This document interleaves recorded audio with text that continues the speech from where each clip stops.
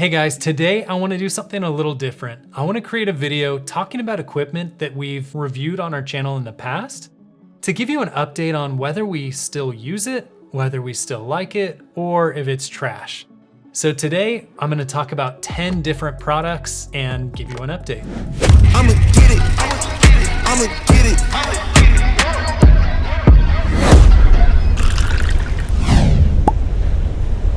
The first product I want to talk about are the Glow softboxes.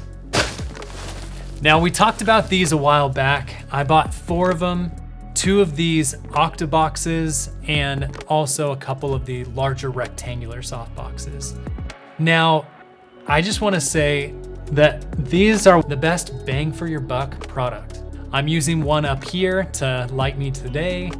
I love these softboxes. The grids work great. The quality's been fine. We use them all the time. We bring them on shoots. I always put them back in their little pouch, and I've had no issues with them.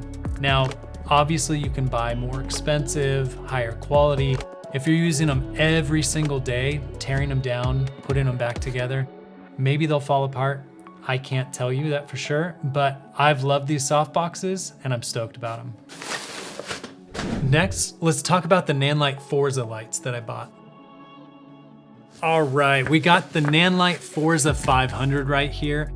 And honestly, they've been pretty solid lights. As you probably know from the review that I did, comparing Aputure's lights versus the Nanlites, I had a bunch of feedback on what I would like to see in the next iteration. And ironically, that next iteration came out within, I think, a month, which is why I got such a good deal on these. I mainly bring these out when I need a lot of light. Most of the time I'm using my Aputure 300X, which I'm using to light this video right now. And I'll use my Aputure 120D as a side light or another light to use in that. But I'll use the 300s, the Nanlite and the Aputure together. And when I need a lot of light, I use this 500. But there are still times when I need more light. Overall, it's been a pretty good light. I hate the system of hanging the yoke on your light or stand.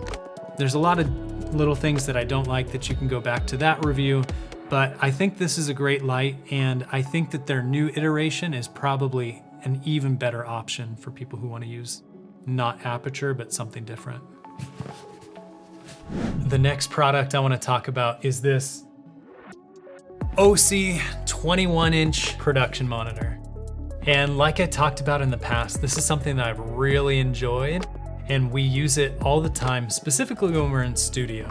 I don't always bring this out and about with me because if we're on a smaller shoot, 2 to 3 person production team, and we're going all over the place, having this monitor gets to be a little bit cumbersome. But my main gripe with it is the mount that goes onto a light stand or a C-stand. Listen to it. It, for whatever reason, does not want to lock in place. You have to go take the whole thing off, screw the things back in. It'll stay tight for maybe 15 minutes and then it loosens again. So when it's on a stand, it's often not perfectly horizontal. It's a little off axis, which makes you question whether your shot is off axis. So that's something that I think could have been designed a lot better, but it's a great monitor for the price, so I'm stoked with it. Now let me talk about my travel light kit. I still bring that kit with me all over the place. I recently had one of the buckles on the Pelican case break, and so I need to get a replacement for that. But I use the lights all the time. It has the Aputure 300X in there. It also has an Aputure 120D Mark II. Now I have 2 of those 120D Mark IIs, but one of them died recently. And to be honest, my first 2 Aputure 120Ds, the first edition, both of those died on me as well. So that is a little bit worrisome, and hopefully none of the other lights break.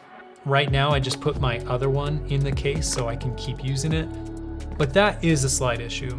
Ultimately, I really like these lights, but they do have some different hues. I think a little green hue that I don't always love. Now, these are not perfect lights. I'm honestly pretty intrigued by Nanlite's ability to do a green magenta shift, because between going from daylight to tungsten, also being able to dial in the green and magenta is super beneficial. Now let me tell you about the 8x8 butterfly frame and scrim.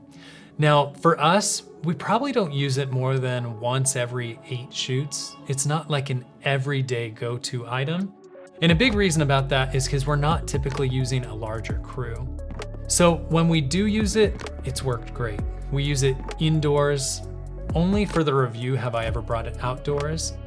And I do have some fears of the durability there, but if you're just using it for shoots here and there, I think it's a great option.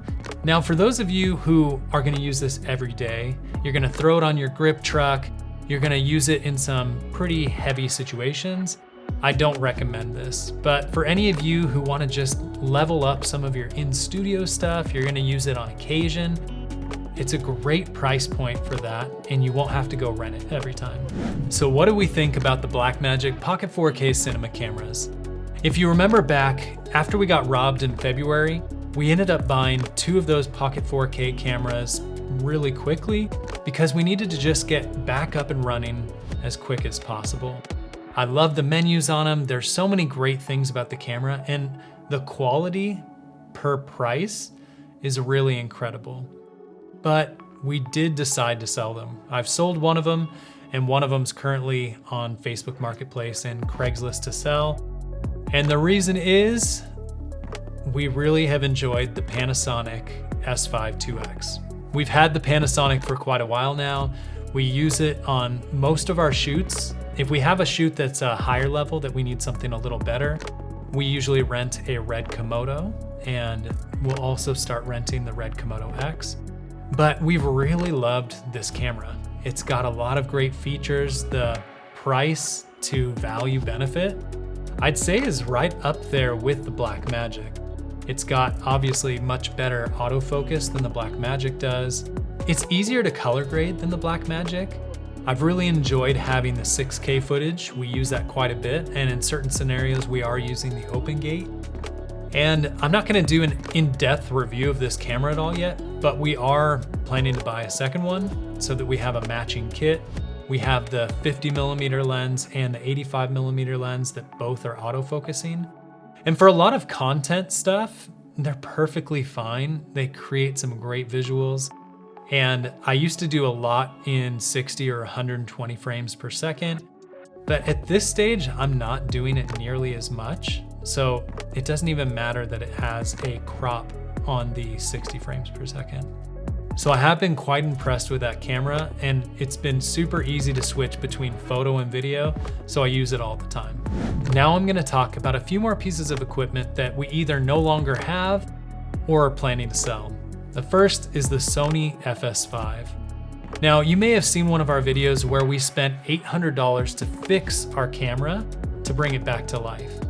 And we did use it maybe a few more times for things here or there.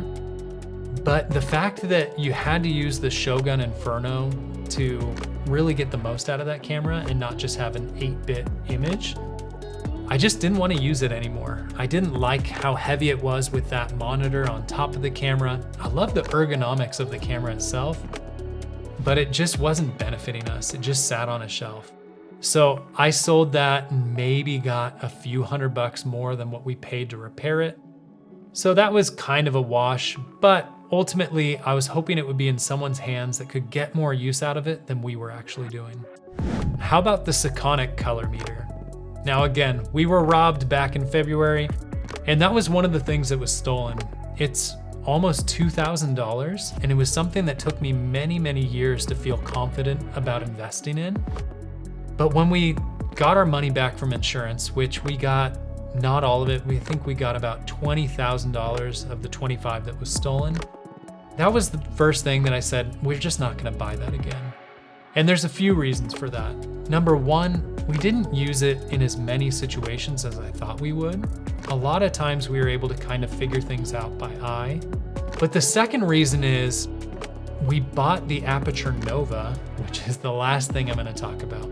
And the Aputure Nova we really love. It's a great light, it's great quality. And we bought them to work in tandem. So we would figure out the color of a room, and then we would use the full RGB WW light to kind of pair and match with the surrounding ambient light. Now, what I've found is with having an Aputure 300X and having another bicolor NAND light, and even having tube lights, we're able to pair with a lot of lights pretty close without having an RGB light as the key light. And so after a while, I just decided we're gonna sell that light. Now, here's something that I found out about when I decided to try to sell this Aputure light. And it's something I'll share more about in a future video, is the Aputure travel kit is a bit more expensive, so it has the hard shell case. And I also have a softbox for it by Aputure. People don't really care too much about accessories. Even though those raised the price quite a bit, people just want a great deal on the light itself. So we haven't been able to sell it yet. We've gotten some bites, but people really wanna get it for cheap, even though it's in near perfect condition. So while I do love that light, we're just not using it day to day. I'd much rather use the giant soft boxes I have on a COB light, but we've just decided it's better to sell that and put that money into other equipment that we will use on a daily basis. So that's basically it. That's an update on 10 different things we've talked about on this YouTube channel to give you an update on whether they're still worth buying or using, or if we don't really use them anymore. So hopefully this is helpful for you. My ultimate goal is to create videos that are gonna make you more successful in your video career, and hopefully save you money and make you money in the process. Thanks for watching this video. Check out one of these videos over here if you wanna learn more, and I'll see you in the next one.